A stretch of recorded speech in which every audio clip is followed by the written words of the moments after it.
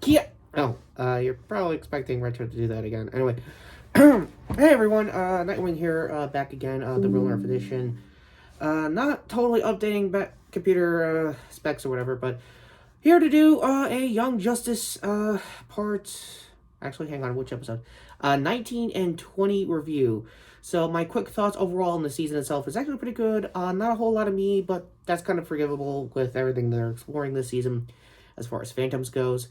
Last time we checked, everything's kind of, sort of, it's fine with the new Discovery investors. It's a whole rigmarole that Retro briefly covered in the shorts. And, that all being said, we have some late-breaking stuff also. Obviously, everyone's heard of, like, most of the projects that either are getting delayed or, in this case, canceled with the CW shows. Most of those projects and most of those shows are kind of long overdue. I'm sorry to say, but that's kind of how it is. It's not even like whatever some guys in the comments are going to say is, oh, it's all woke and stuff. Like, it was going to peter out regardless. Like, I don't know. Getting to the obvious elephant in the room with that last video, I believe the new investor was David something.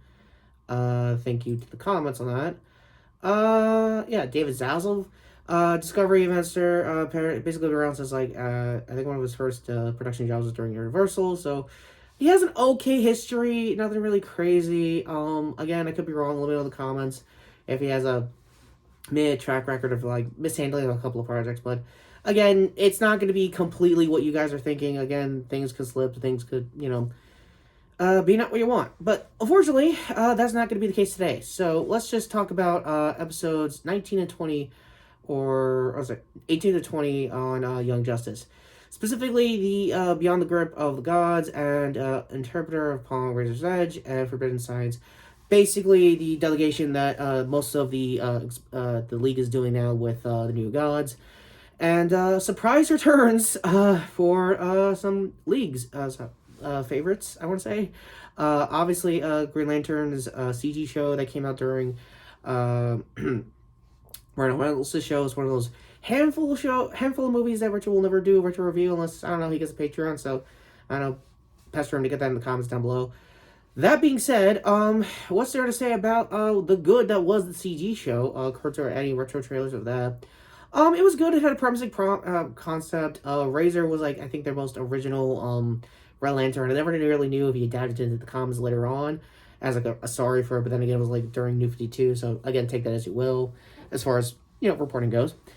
That being said, he got a hell of a push, for episode, 19, but before we get to that, let's get to the first half of that, story arc. Mainly Forge related. Again, most of, the main leaguers that were in was Rocket, seemingly having a focus episode of how to deal with, her kids, being in the spectrum and stuff like that, and trying to understand how to, like, parent while also delegating outside, out off-world, basically. Yeah, sorry for the jauntiness. I'm still trying to, like, get used to being a Real Nerve character. Again, if you've seen Retro's channel over the years, I've been used to, like, just clowning on the guys being Real Nerve characters. So, kind of weird that the shoe's on the other foot. Ain't that right, Jason? Oh, yeah, it is now! What about... What the hell's going on with Barbie and Margot? What the hell, Harley? Yeah, let's get all the other news out of the way before we finish this review for episode 18 and 19. Yeah, it turns out Margot Robbie really wants to do a Barbie project. News down below, and it'll be okay. It'll probably be like an action comedy kind of thing. Not the worst idea in the world, personally. So, we're just gonna acknowledge it, move on, get things going. Anyway, so for episode 19 is where you get basically all the plot lines of the Legion of superheroes, like, converging together in the most Young Justice way possible. Let's just use dead characters that haven't been in the show forever, like, I don't know, Bart.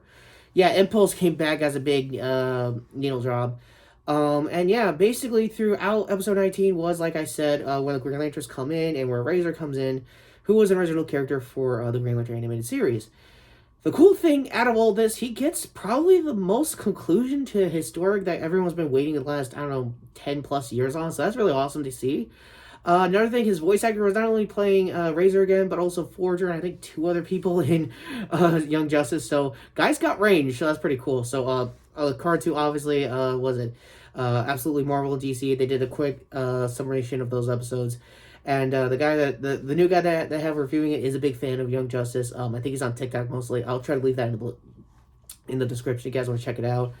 Ultimately, another cool thing about the show so far as this season goes, it is really resonating with like the audience they had, I don't know how many years ago, but they came back on TikTok and they love it ever since. They are becoming genuine fans again, and that's really cool to see.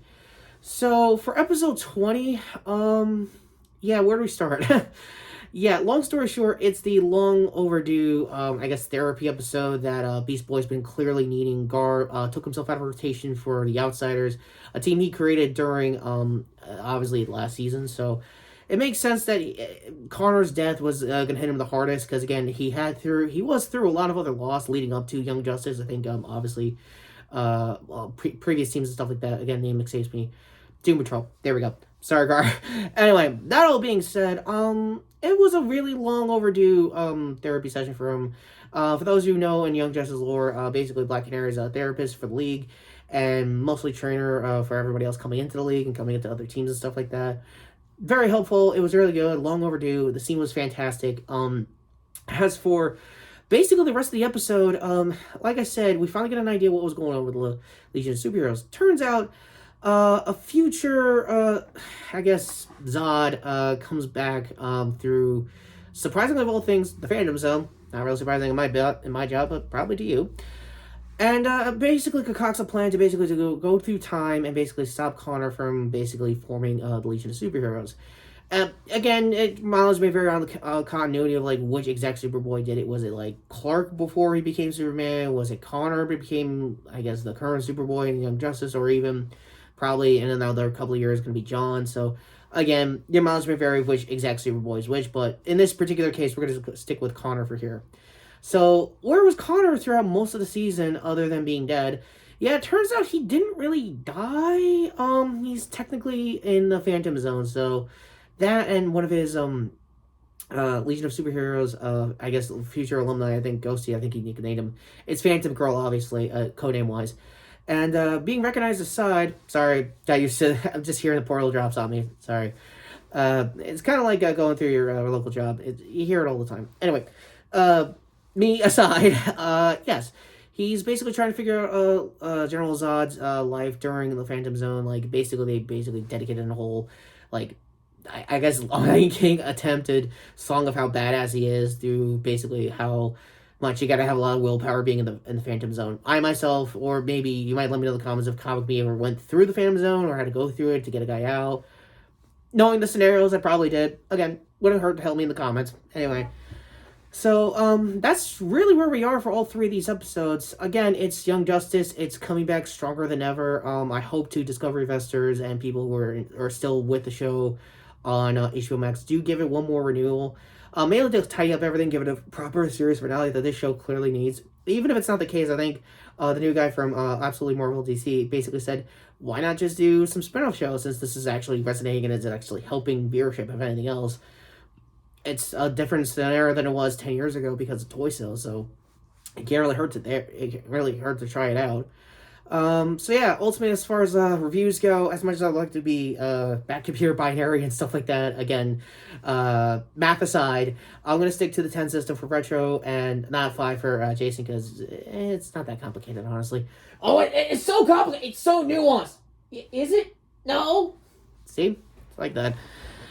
Yeah, so for episodes 18 and 19, definitely a straight 9 out of 10, especially for if you're following Rocket's subplot. It's still building up. It's probably going to probably cap off on episode 21 because they didn't really finish any of the delegation of League with New Gods, but it is basically a time travel with semi-superhero politics. What else is new in my job? But that being said, for Forger and his romantic subplot, I hope he gets some. I'm just saying, like, the guy totally looks like he can handle it, and you know, bug relationships probably accelerate a lot faster. Speaking of speed, Jay Garrick is part of this away team for the League, and wow, he looks great for 102. So, any name drops and stuff I might have missed, please let me know in the comments down below. Ultimately, as far as the show goes, it's totally worth it. It's definitely got a new release on live thanks to streaming. Definitely didn't help when it was still during the DC Universe app. Now going into HBO Max and whatever's going to be with Discovery next. But it is definitely the little show that really could and bring back a lot of like very early 2010s animated teams together and really help out. The names escape for most of the voice actors. I'll leave all the episodes IMDb down below, if not the show itself. IMDb. Again, I really would love to see this show at least either get a proper conclusion or like what they did 10 years back during New 52. For those of you who know, you know. Or, I don't know, the spin-off idea is not a bad idea. Maybe an animated Nightwing and maybe an animated Bat Family. Probably sounds a lot better than, I don't know, Gotham Knights was going to be with CW-wise. So, that all being said, there is one last bit of news. The Batgirl Project. They were doing a standalone Batgirl movie. It was all over the place. Again, I guess final card to Absolute Marvel DC discussing how it got fast-tracked from being stick to streaming to save itself to now go directly to theaters to now being in a new limbo kind of scenario. Again, they'll talk more about it. My quick thoughts from what I've heard from Barb and everybody, they're hopeful that it gets out hopefully either this or next year. Time will tell, personally, as far as this recording goes.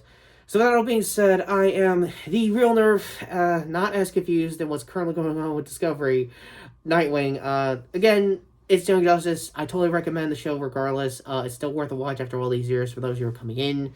The new adult themes they're doing with the last 2 seasons are definitely worth it for old viewers coming in with fresh eyes. It's really great. Should this continue? Oh my god, yes, please. But that all being said, and shopping around stuff that Discovery Wrestlers should do, Anchor's finally coming up. First hand here to the shorts, where Retro had to explain most of what Discovery's really doing. And the other hand here for his previous content, which was also talking about Face Off, or I guess more news. Again, yeah, I'm sorry this turned to Oops All News Week, but we wanted to get one quick review in before we have to do some more news related to more reviews. Yeah, he finally got around to get the Action Force line.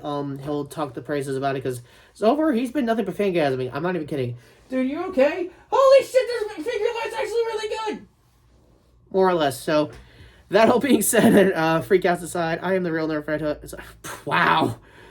Jason, did you confuse me again? No, I didn't. Okay, sounds like you did.